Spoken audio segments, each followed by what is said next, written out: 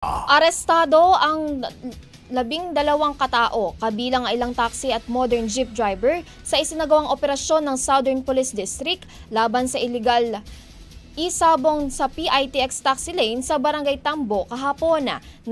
Nasakute ang grupo habang aktong nagsusugala. Lumalabas sa investigasyon ng ilan sa mga tsuper ay naniningil ng sobra sa pasahe upang mabawi ang talo sa sugal.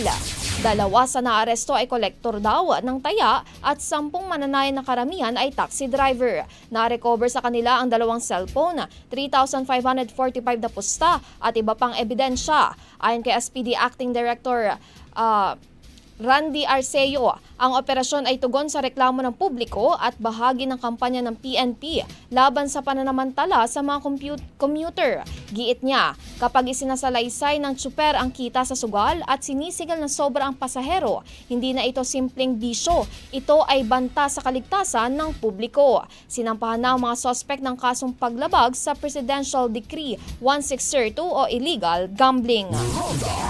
Ang bahaging ito ay hatid sa atin ng Fast Relax. Tanggal ang sakit, ora mismo.